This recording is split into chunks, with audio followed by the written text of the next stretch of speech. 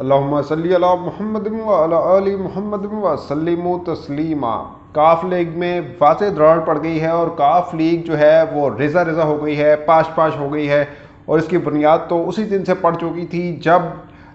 پرویز الہی جو تھے وہ نامزد ہوئے تھے پی ٹی آئی اور کاف لیگ کے مشترکہ امیدوار کے طور پر، لیکن شجاعت حسین نے جو ہے وہ کہہ دیا تھا کہ جو عمران خان کا کینڈیڈیٹ ہوگا اس کو میں کسی طور پر بھی سپورٹ نہیں کروں گا، اور انہوں نے اپنے بھائی کو سپورٹ نہیں کیا، اور اس کے بعد سے پھر وہ رفٹ بڑھتی چلی گئی بڑھتی چلی گئی بڑھتی چلی گئی، اور دونوں بھائیوں میں دراڑ ڈالنے کی جو سب سے بڑی وجہ ہے وہ کوئی اور نہیں ہے بلکہ وہ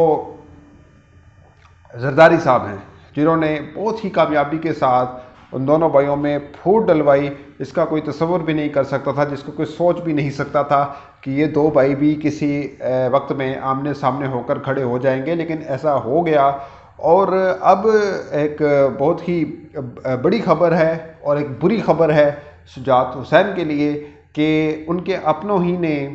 ان کی سیاسی قبر پر مٹی ڈال دی ہے اور ان کو دفن کر دیا ہے۔ شجاعت حسین جو ہے اب وہ پارٹی عہدے سے نکل چکے ہیں، کاف لیگ نے مشترکہ طور پر جو ہے وہ ڈیسائیڈ کیا ہے کہ ان کو فارغ کر دیا جائے، اس کے اور فارغ کرنے کی وجہ صحت بتائی جا رہی ہے کہ صحت کی وجہ سے ان کو فارغ کیا گیا ہے۔ اب صحت پہ تو بہت ساری چیزیں آ جاتی ہے کہ کس وجہ سے ایک بندے کا ذہنی توازن ٹھیک نہیں ہے،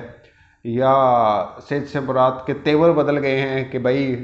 وہ کہتے ہیں نا تیری صحت ٹھیک نہیں لگ رہی، تو غصے سے بول رہا ہے، تیرا دماغ خراب ہے، تیرا بیجا فرائی ہو گیا ہے، تو اس طرح کی جو باتیں وہ اس طرح کی بھی لنک کی جا سکتی ہے شجاعت حسین کے ساتھ کہ شاید یہ ریزن بھی ہو سکتی ہے، یہ وجہ بھی ہو سکتی ہے۔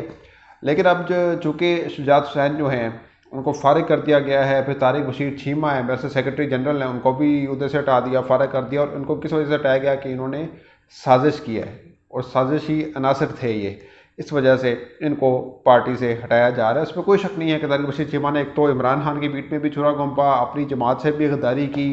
اور پارٹی کے اندر پھوٹ ڈالنے کی ہر ممکن کوشش کی انہوں نے، تو اس وجہ سے اب ان کو ہٹایا گیا ہے، اور اب 10 دن کے اندر یہ ڈیسائیڈ ہو جائے گا کہ کاف لیگ کا صدر کون ہوگا۔ لیکن ابھی مشترکہ طور پر جو ہے پرویز الہی جو ہیں ان کو مان لیا گیا ہے کہ وہی پارٹی کے صدر ہوں گے، اور اس بارے میں بہت پہلے ہی یہ چہمہ گوئیاں ہو رہی تھی کہ کاف لیگ کے جو صدر ہوں گے وہ پرویز الہی ہوں گے، اور شجاعت حسین کو چک کے باہر سٹ دیا جائے گا، اور ایسا ہی ہوا ہے کہ ان کو چک کے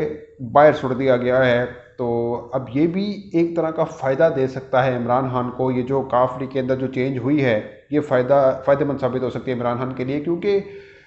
دو لوگ ہیں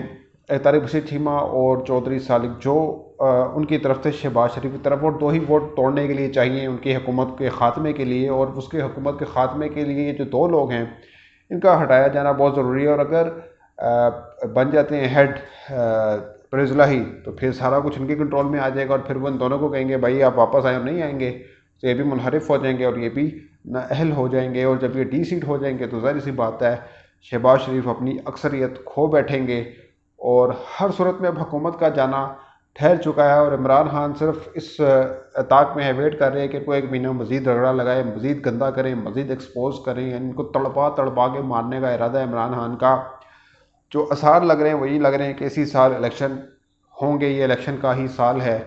اور عمران خان ابھی بہت سوچ سمجھ کر گیم کر رہے ہیں، کیونکہ انہوں نے اشارہ تو دے دیا کہ ہم نے وفاق میں گرانا ہے ان کو، اور استعفے بھی منظور کر لیے ہیں انہوں نے 10-11 لوگوں کے، شریف مزاری کا، قاسم سوری وغیرہ کا، ان کے استعفے بھی منظور کر لیے انہوں نے ابھی 11 لوگوں کے، کہ کہیں یہ آ کے واپس حکومت بھی نہ آ جائے، لیکن عمران خان جو ہیں وہ واپس نہیں آئیں گے میرا خیال سے، وہ وہیں سے گرا دیں گے ان کی گورنمنٹ کو، اور پھر نئے الیکشن ہوں گے، اس کے بعد یہ ڈیسائیڈ ہوگا کہ کس کی گورنمنٹ بنے گی۔ تو بہرحال کاف لیگ وہ تو کہتے تھے ان میں سے شین نکلنا، لیکن ابھی فی الحال کاف میں سے شین ضرور نکال دیا گیا ہے شجاعت حسین کے روپ میں، تو پرویز الہی جو ہیں وہ لیڈ کریں گے۔ اور ملتے ہیں کسی اگلی ویڈیو میں، اپنا بہت خیال رکھیے گا، اللہ حافظ۔